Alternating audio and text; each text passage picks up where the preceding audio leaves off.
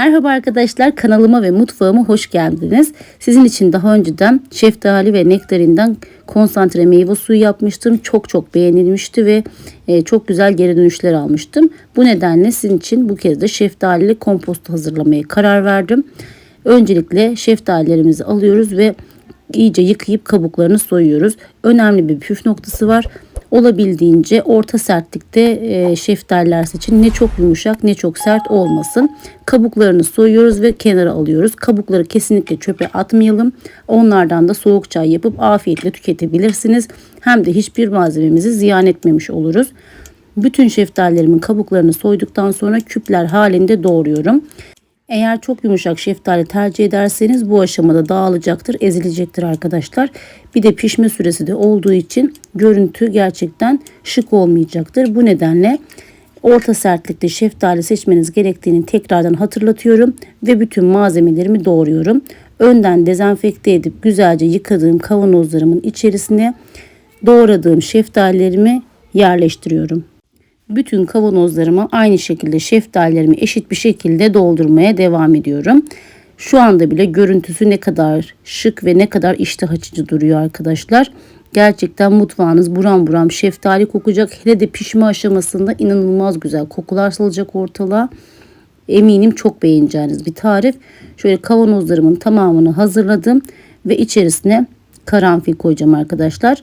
Siz de benim gibi böyle aromalı lezzetleri seviyorsanız muhakkak ve muhakkak eklemenizi öneririm. Gerçekten lezzetini arttırıyor bunlar. Büyük kavanozlarıma yani 1 litrelik kavanozlarıma 2 tane, yarım litrelik kavanozuma da 1 tane karanfil ekledim. Hemen ardından çubuk tarçınlarımı alıyorum. Onları da şöyle ufak kırdıktan sonra kavanozlarıma ekliyorum. Şöyle bir tane kavanozuma fazla doldurmuşum. Onu da transfer ettikten sonra çubuk tarçınlarımın ardından toz şeker ilavesinde bulunuyorum. 1 litrelik kavanozlara 2 dolu yemek kaşığı, yarım litrelik kavanoza da 1 yemek kaşığı toz şeker ilave ettim. Damak tadınıza göre oranı arttırabilirsiniz. Ama meyvenin de şekerli olduğunu göz önünde bulundurursak çok da eklemeye gerek olduğunu düşünmüyorum arkadaşlar. Şöyle önden kavanozlarıma sıcak suyumu dolduruyorum. Suyumu kaynattım. Kaynar sıcaklıkta suyum. Ve şöyle üzerini dolduruyorum arkadaşlar.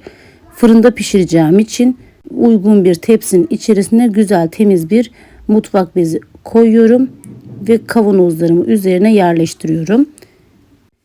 Hemen ardından kaynar suyumla tekrardan tepsimin içini de yaklaşık 1 santim kadar dolduruyorum. Bu hem kavanozlarımızın daha hızlı bir şekilde kaynamasına yardımcı olacak, hem de aynı şekilde de kavanozlarımızın daha hızlı bir şekilde pişmesini sağlayacak içindeki sıcak suyla birlikte.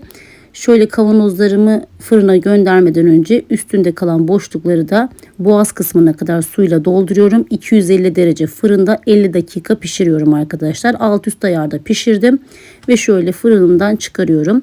Üzerinde kalan şekerler köpüklenince en üst tepede böyle küçük bir yanmalar olmuş.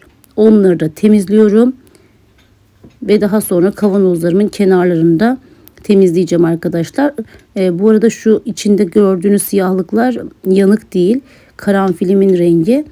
Sizin için aromalanması yeterli ise bu aşamada içerisinden çubuk tarçını ve karanfili çıkarabilirsiniz. Ama ben çok sevdiğim için çıkarmayacağım ve bu şekilde kavanozlarımın kapağını kapatacağım.